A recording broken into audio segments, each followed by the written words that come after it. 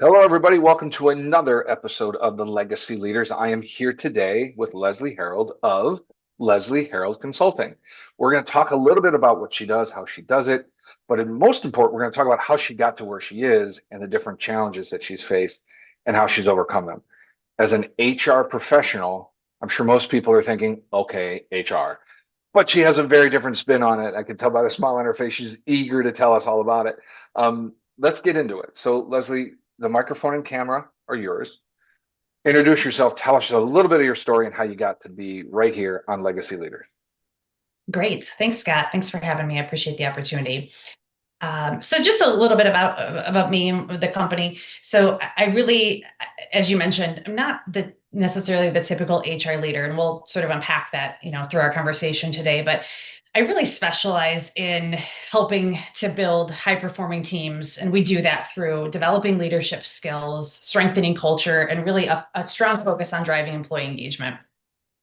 So I have clients that are small companies, just trying to get sort of, get going, building a team, and all the challenges that they face with that. I also have some more established companies that maybe have identified some opportunities to re-engage their workforce.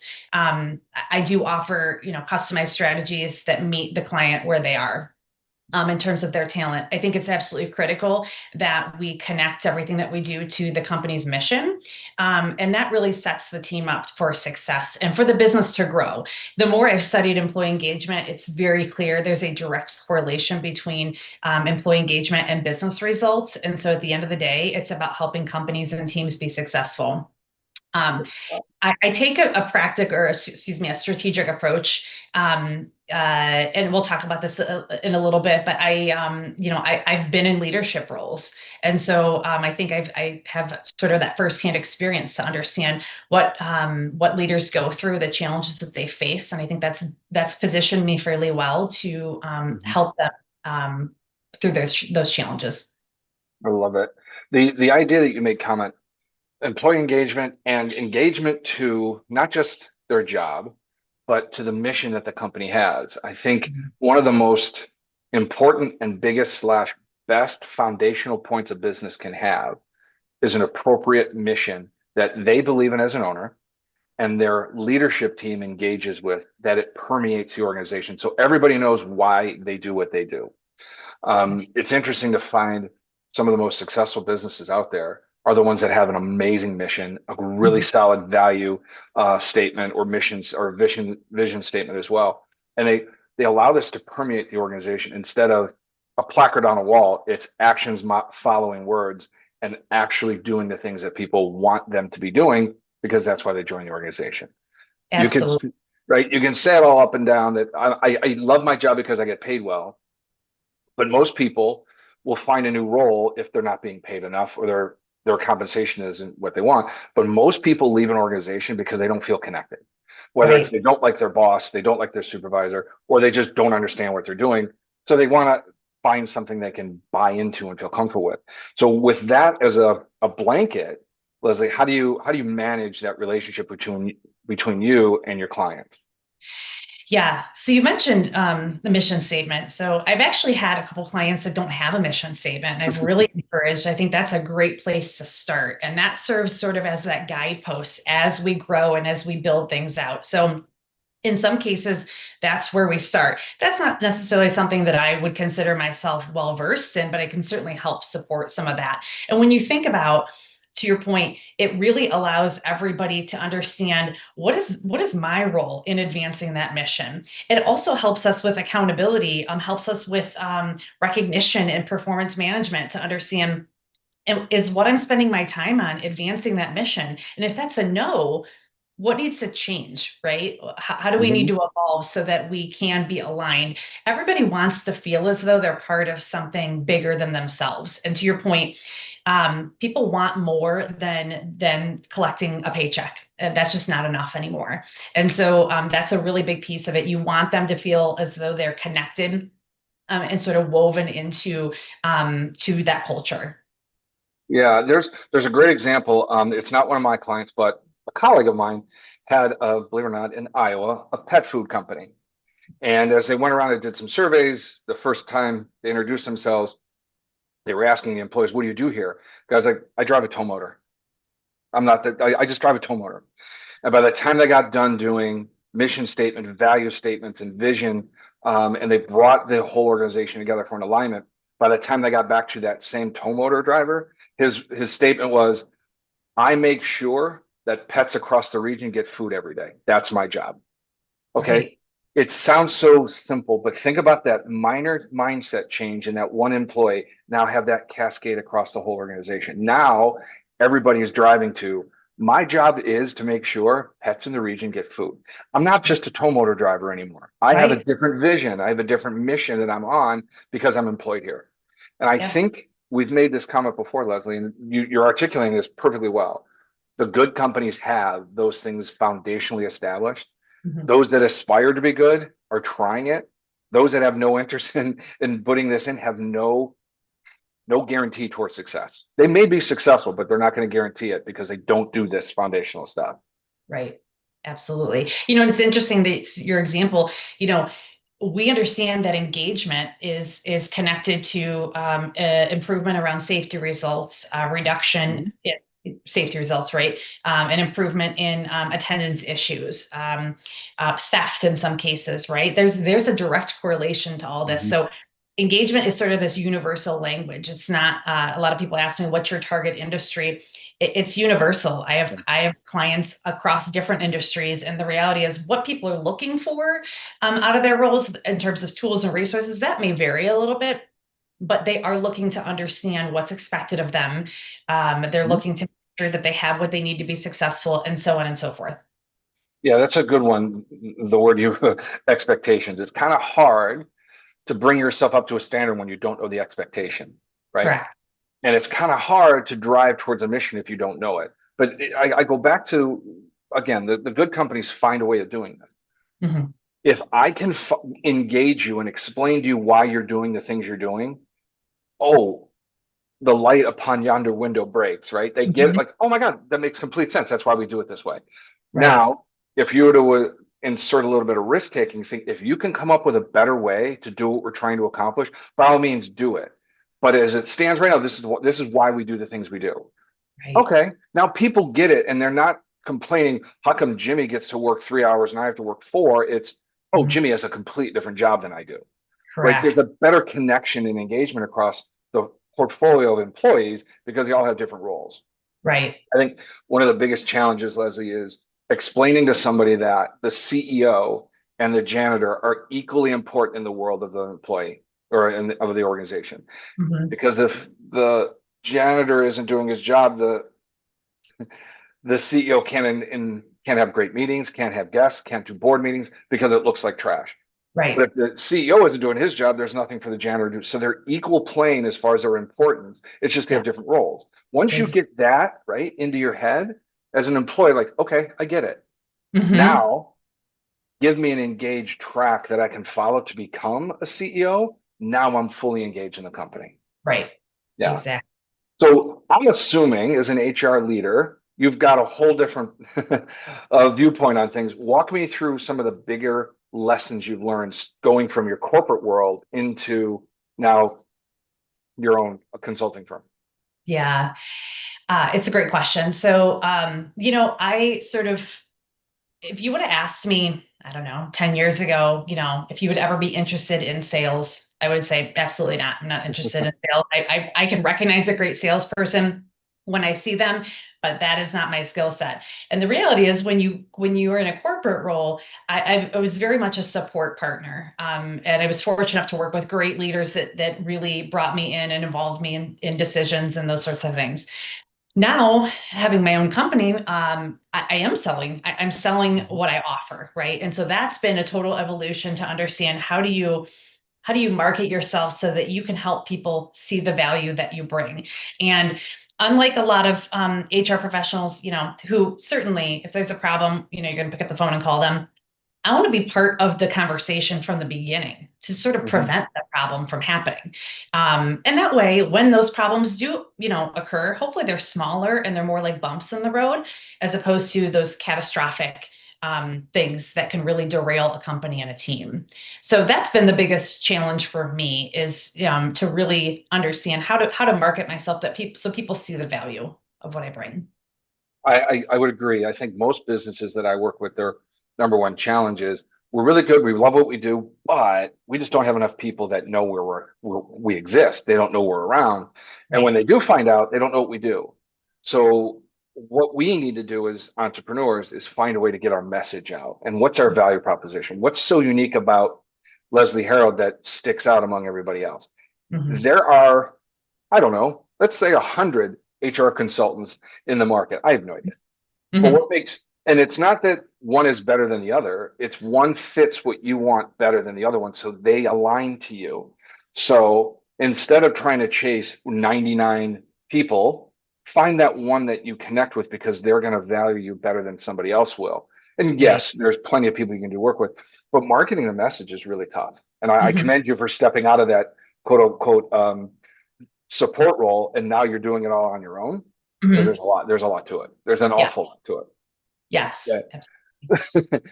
So now that you've kind of gotten your feet wet in this world, what are the things you're most proud of, or a lesson that you've learned along the lines of sales or anything that you can say, you know what, the next entrepreneur needs to learn this lesson?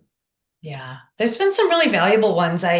Um, I cannot stress enough the importance of building your network, Hmm. and just talking to as many people as you can, because the reality is, you know, it might take 10 conversations to get to somebody that is a decision maker or somebody that you are a good fit for. And to your point Hmm. earlier, Scott, there are lots of consultants that do HR related work, and some specialize in different things. And so it's important to get to know the people in your field as well. I was introduced to a fellow consultant in the area by a friend of mine, and at first I thought, well, this may be a little bit awkward because I think we're competitors.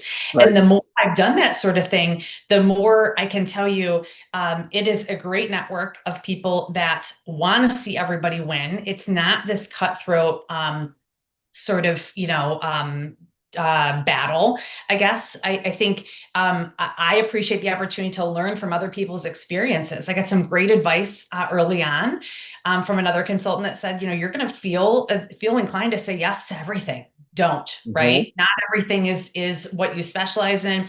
And at the end of the day, if you say yes to something because you simply feel like you have to, that's probably not a good experience for yourself as well as the client. And think about what that does long term. Yes. Um, so I've had some really valuable learnings so far, and I fully anticipate that that will continue. I love the idea of recognizing that there's a large group of people that do what you do. Mhm. There's a large contingent of companies and people that are looking for help in the areas that you are specialized in. Mhm.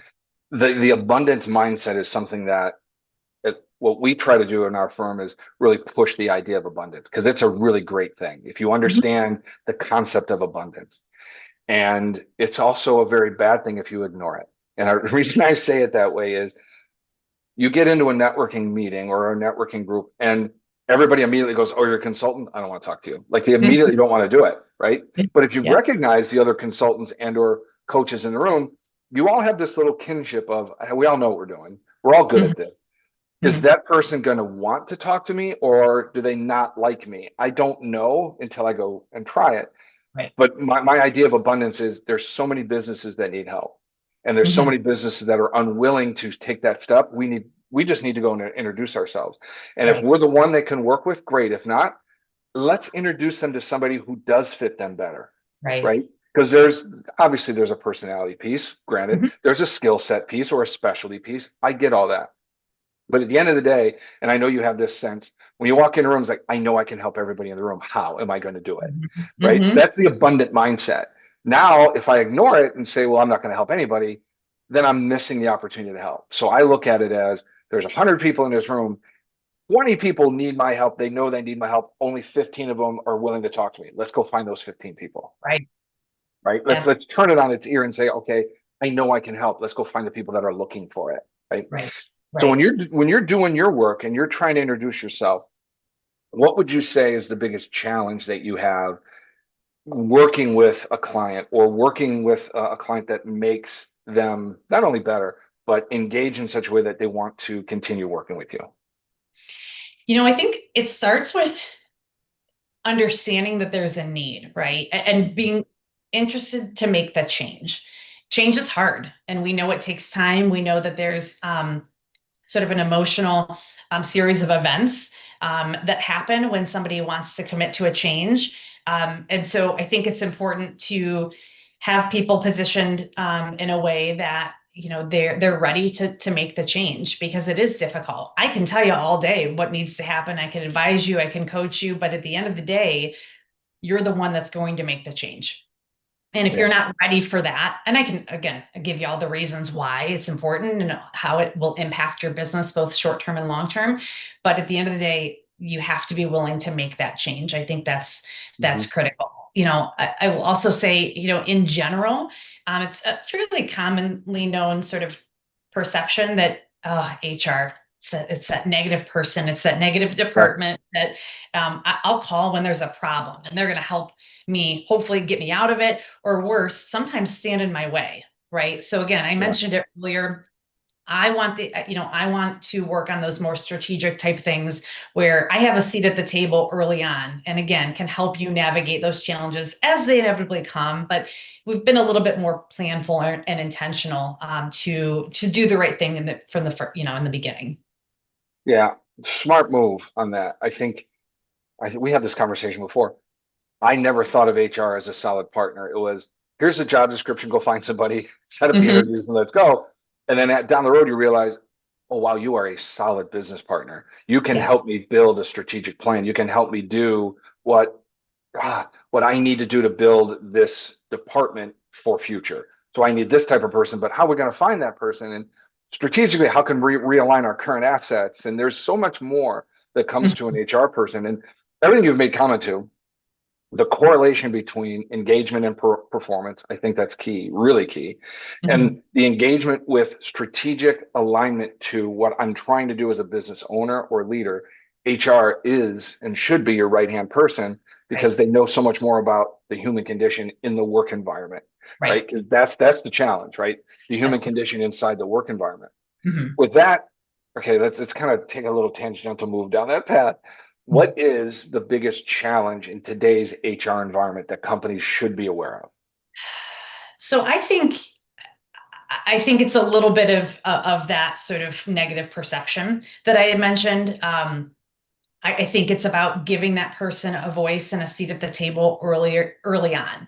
And again, that takes a certain profile of person. There's somewhat of the HR generalist type of folks out there that are probably really good at like doing the paperwork and new hire paperwork and that sort of thing, but don't necessarily have the interest or maybe even ability to be that more strategic partner. And so I think it's about making sure you have the right person in that role, whether that role is internal or external, and understanding what you need out of that person. In some cases, maybe that generalist type level person is exactly what they need. Okay, great. If we're looking for this person to be a strategic partner to grow the business, to win the war for talent, because there is a war out there for talent, to make sure you have the right people on your team, to plan for do some succession planning so that as you grow, as people retire, as people get promoted, that we are ready. We've equipped our workforce to be prepared for those challenges and to take on those bigger roles. So I think that's really one of the biggest challenges, is making sure that you have the right level of talent in that HR role, again, whether it's internal or external. Yeah, and I'm going to go back to what we said before, right? The mindset of the vision, the mission, the values that a company has, to have somebody in your HR role that is not considered your right hand person or doesn't align to either of your vision, your mission, or your values, you're kind of shooting yourself in your foot because you're relying on somebody to give you the right strategic advice, but yet they don't align with what you're trying to do. Right. Not saying they're looking to sabotage you, they're just mentally not in alignment. So Mhm. they're going to constantly be trying to rub up against the rail as opposed to let's get in the middle and run, Right. right? So everything you said here is perfect. And I just wrote this note. The role of HR is key, but the person in that role is vital to your success. I Mhm. think that that makes complete sense to me, right? Okay. As a person going through their corporate career, now you're on your own. Um, what's the one lesson you would tell an entrepreneur? Goodness. One of the things you hear a lot is, um, I wish I would have done it sooner. I'm a big advocate of the things that have happened in my life, both personally and professionally, have prepared me for this. And so certainly I could sit here and say, well, if I would have done it 5 years ago, then this might be the case, or maybe I would have avoided this. The reality is, I think everything that's happened in your experience has prepared you for this new challenge. And so I think when you look at it that way, you feel a little bit better about your decision. It's a huge jump, and everything from how you market yourself to time management, right? I was in a role where I was in meetings, not every hour of every day, but more so than that, right? And so now that it takes a level of discipline to make sure that you're managing your time appropriately and that you're investing in your business and in yourself. And so I think there's some lessons in there. Sorry, that's a couple different things, but No, you're um, good. those are some things that I think are really, really important to keep in mind. No, it's funny is I do this, right? I've got over 100 of these podcasts I've done, and I find Mhm, it interesting. I don't care how big you are as an organization or how small you are. It always boils down to one of four, if not a combination of four problems that every business has: time, money, people, and motivation. Every mhm, problem you have falls into one of those categories. And you just made comment, time management is a huge thing for an entrepreneur or anybody. And it's almost as if trying to teach somebody the value of working on the business as opposed to in the business is mhm. lost on somebody who's trying to be everything to everybody. And when Right. you pull back and say, okay, where am I going to get my biggest hit? I need to Mhm. pay attention to that. So let's work on that, not in trying to figure all this stuff out. It's hard work. There's no Yeah. other way around it, right? Right. But once it clicks and you get that momentum and you get it working, I don't care which one of those four problems that your business is having. Once you get it to click, the other ones kind of fall in place because your Yeah. clarity is, I solved that problem and I know how to do it. This isn't as hard as everyone told me it was going to be. This, Mhm. but I have made it so much harder than it needs to be because I'm trying to do so much. Yeah. Focus step by step and bring yourself to the next level. That's what we do as consultants, right? That's what I do as a coach. I take people from the obscurity of 17,000 mindsets to let's work on three. Let's just get Right. these done, right? Right. Once they're done, we can move forward, but we're not going to be able to do anything until this is done. Absolutely. It's really hard to do, though. Mhm. Hard to do. As we're going through all this, I'm thinking about okay, you do HR consulting. What is the best type of customer for you? Who do you want to work with? I think it's that person that recognizes the need and is ready for the change. So I Okay. think it's you usually the business owner or somebody in a leadership level type of position that can help direct where the need is. And then what I found is a lot of times when I engage in that conversation, in some cases, what they thought it was is not actually what the problem is. So I'm a big Mhm. advocate of asking a lot of probing questions and trying to get to the root cause because they may be seeing the outcome of something, the impact of something. And the reality is, what's really going on is a little bit deeper than that. Mhm. So ultimately, if we're just going to fix that initial concern, that it's going to continue to rear its ugly head if we don't really get to the core of what's going on. And so again, we talk a lot about engagement. It's understanding that we need to be clear on our expectations, and then we kind of work our way up the engagement ladder from there. um, so I think that is really key, is getting someone that recognizes that there's a need there, but also understanding that I have an obligation to ask the right questions to make sure that we're really getting to the root cause of what's going on. Love that obligation to make the right question. That's really good because that's a cornerstone piece of how you make a difference, right? Somebody may have a bad employee, but they end up finding out that the supervisor is the reason why they have a bad employee because the Right, communication is bad. Like it's like walking through a warehouse and you ask somebody, "What are you supposed to do today?" He goes, "I don't know. Depends on what boss told me to do something today. I've got right, three. I don't know what to do." Right? right. As opposed to this boss told this person, I know exactly what my expectations are today. Right. Right? Yeah. So it's an interesting level set, and I believe communication of expectations is a huge piece of that. So thank you for pointing that out. Mhm.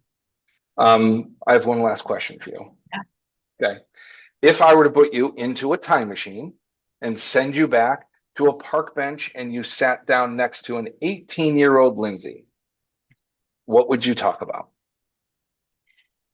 Oh gosh. I think I spent a lot of time, gosh, I don't It's a want to good say question, isn't it? yeah. So throughout my life and in my career, I've really focused on positive intentions, right? The Mhm. best intentions. And I think that comes from a place where I think I spent some time early on in my career jumping to conclusions and assuming that that person intentionally did the wrong thing. The reality is the vast majority of people try to do the right thing. They want to do the Mhm. right thing. Somewhere along the way, something gets, miscommunicated, misunderstood.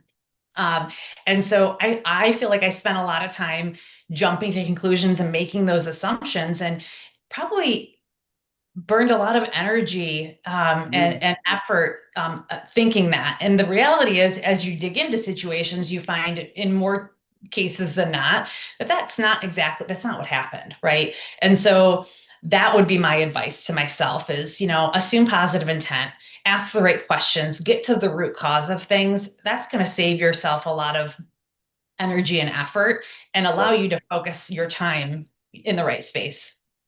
Okay. I don't know if you realize that, Leslie, but you kind of just encapsulated what it's like to be an HR professional trying to teach a client, don't assume the worst, Yes, right? right, right. Let's be patient in our judgment. Let's figure out what the core problem is and go ahead and solve it. Now that you've kind of exposed that, I hope people actually recognize the value in what you do because most people are very uncomfortable making change to themselves without assistance. Right. And now that we know what you do, we also know that people that are looking for it can find you. So I'm really hopeful that this is a launching pad for it because this is a really good opportunity to tell people all about you and what you do. So Great. thank you so much for being on the program. I appreciate it. Absolutely. Any final words? Um, no, I think I was thinking a little bit about some of the changes that we're experiencing in in the industry. I'm happy to talk a little bit about that. Sure. If you think that'd be helpful. I sort of have summarized it in three key areas, like many, right? Yeah. Technology, right? There's this evolution going on in technology, and certainly that's going to impact some HR functions. Um, there's elements that we're going to see be automated, some of which has already happened. Some things around like talent acquisition, those sorts of things.